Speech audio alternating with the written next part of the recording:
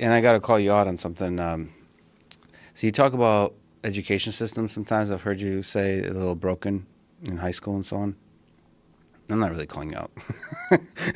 I just want to talk about it because I think it's important. And as somebody who loves math, you talked, but your own journey was school didn't give you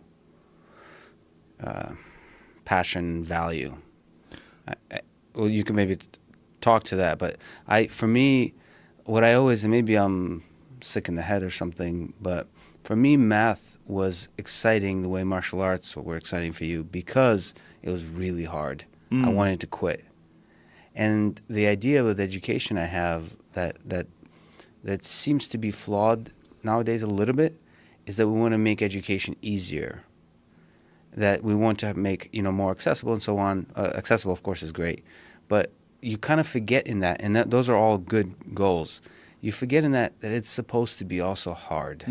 And like teachers, just the way you're a wrestling coach, if you like quit, you say, I can't do anymore, I have to, you come up with some kind of excuse, your wrestling coach looks at you once and say, get your ass back on the mat. The same way I wish math teachers did. That when people say, it's almost like cool now to say, it's not, math sucks, math's not for me, or science sucks, this teacher is boring. I think there's room for some culture where it says, no, you're not. If you just put in the time and you struggle, then that opens up the universe to you. Like whether you become a Neil deGrasse Tyson or the next Fields Medal winner in mathematics. I would not argue with you for 1 second. I would also say that one of the more beautiful things about human beings is that we vary so much.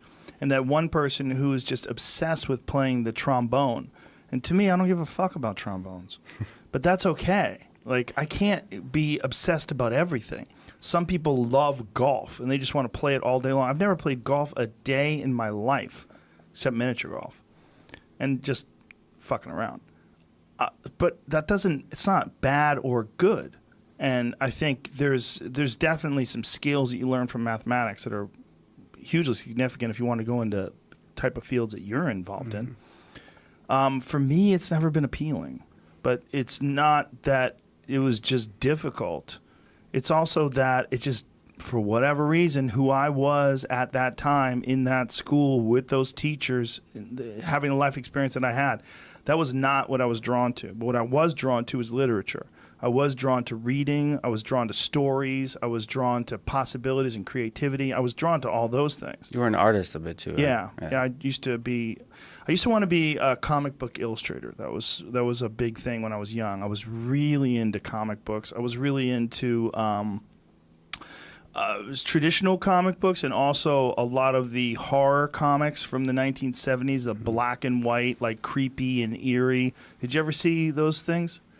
Creepy and eerie, like black and white. Like yeah, what? they were a comic book series that existed like way back in the day. They were all horror, and they were like really cool illustrations and these wild stories. But it was comic books, but they were all black and white. That's creepy and eerie. Oh, that's the actual name. Yeah, eerie and creepy were the names. See, like that was from what year was that? It says September, but it doesn't say what year. But I used to get these when I was a little kid, man. I was like 8, 9 years old in the 70s. Good and Evil. Yeah, it was. They were my favorite. Like that's a cover of them, and like they would have like covers that were done by like Frank Frazetta or Boris Vallejo, and just really cool shit. And I was fat. I loved those when I was little. I was always really into horror movies and really into like Like look at this werewolf one. That was one of my favorite ones. That was a crazy werewolf that was like all fours. Who's the hero usually? Superhero There's no or heroes. regular? Everybody dies in those. That's the beautiful thing about it. dies. Everybody gets fucked over. There's nobody. That was the thing that I really liked about them. Was that like nobody made it out alive. There was no one guy who figured it out and rescued the woman and they rode off in the sunset. But You would turn the corner and there'd be a fucking pack of wolves with glowing eyes waiting to tear everybody apart, and that'd be the end of the book. And I was just really into the illustrations. I found them fascinating. I love those kind of horror movies, and I love those kinds of illustrations. So that's what I wanted to do when I was young. Yeah, I think the education system is probably, we talked about creativity, it's probably not as good at inspiring and feeding that creativity. Because I think math and wrestling can be taught systematically. I think creativity is something, well, actually I know nothing about it. So I think it's harder to take somebody like you when you're young and say, and inspire you to pursue that fire, whatever's inside. Well, one of the best ways to inspire people is by giving them these alternatives that are so uninteresting.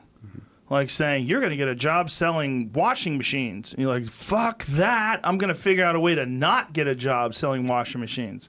Like, some of the best motivations that I've ever had have been terrible jobs. Because you have these terrible jobs, you go, okay, fuck that. I'm going to figure out a way to not do this. You know, and whether you want to call it ADD or ADHD or whatever it is that makes kids squirm in class. I didn't squirm in every class.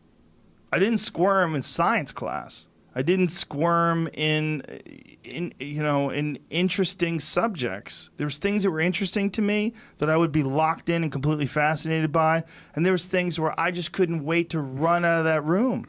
And I don't know what the reason is, but I do know that a lot of what we call our education system is engineered for a very specific result. And that result is you want to get a kid who can sit in class and learn so that they could sit in a job and perform. And that, for whatever reason, that was just, I mean, I didn't have the ideal childhood. Maybe if I did, I would be more inclined to lean that way. But I didn't want to do anything like that. Like, I couldn't wait to get the fuck out of school so I didn't ever have to listen to anybody like that again. And then just a few years later, I mean, you graduate from high school when you're 18. When I was 21, I was a stand-up comic. And I was like, I found it. This is it.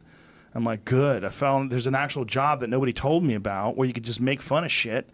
And people go out and they pay money to hear you create jokes and routines and bits.